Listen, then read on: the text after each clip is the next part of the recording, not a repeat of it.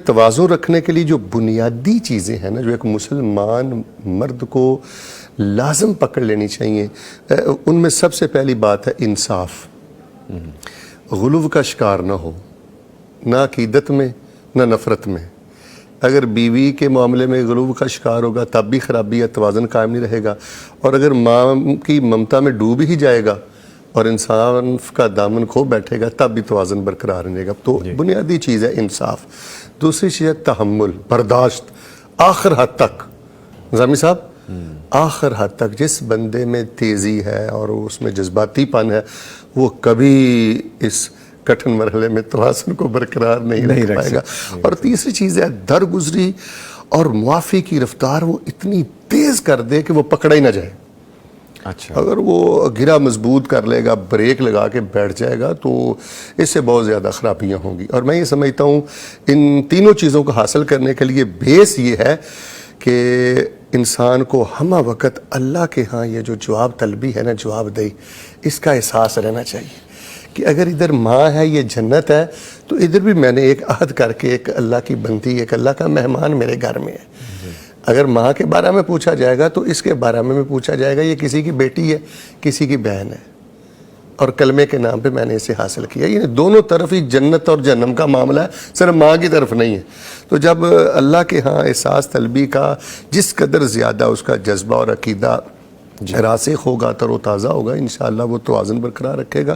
اور دوسری سوالے سے بات یہ ہے کہ ظلم کی سنگینی سے جو بندہ جتنا آگاہ ہوتا ہے نا جی، وہ بھی توازن کو اتنا ہی برقرار رکھتا ہے. رسول پاک علیہ السلام نے فرمایا کہ جو بندہ کسی پہ ظلم کرتا ہے، کسی کے چہرے کی مسکراہٹ چھینتا ہے، وہ اپنے مستقبل کو ہی تاریک کرتا ہے. قبر تو طریق ہوتی ہے، الظلم ظلمات یوم القیامہ، قیامت تو انسان کی خرابی کی طرف جاتی ہے، دنیا بھی برباد ہو جاتی ہے.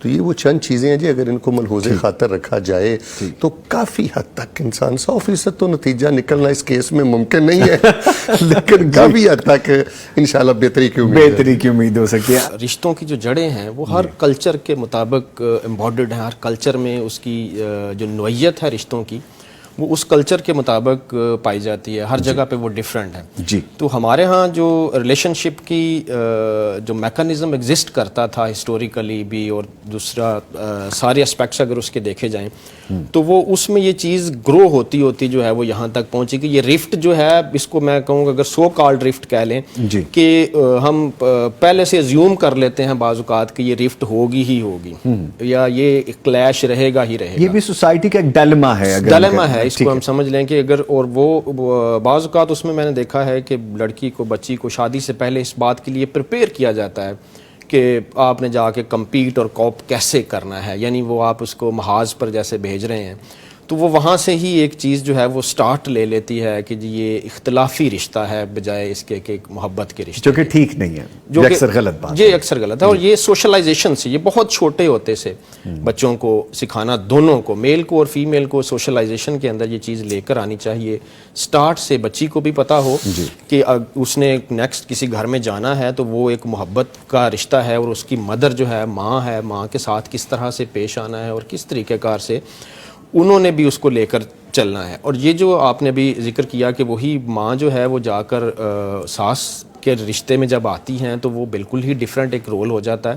اور اس میں بعض اوقات سوسائٹی نے یہ بھی سائنٹیفکلی پروون کچھ ریسرچز ہیں کہ جب وہی جو وکٹم بھی ہے خود رہی ہوئی، وہ بھی جا کر جو ہے وہ وہی رول اڈاپٹ کر لیتی ہے.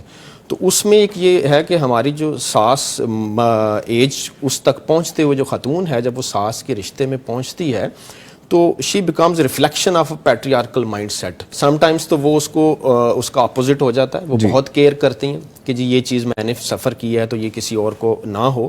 اور سم ٹائمز جو ہے وہ ریونجفل اور ریئیکشنری ہو جاتی ہیں کہ سوسائٹی نے جو ہے وہ اس طرح سے میرے ساتھ بیہیو کیا یا میرے ساتھ ہوا ہے، تو وہی جو ہے وہ آگے اس کی وہ اس وقت ایک میل مائنڈ سیٹ کی ریفلیکشن ہے جو بیسک پرابلم ہے پاور ازیوم کرنے سے.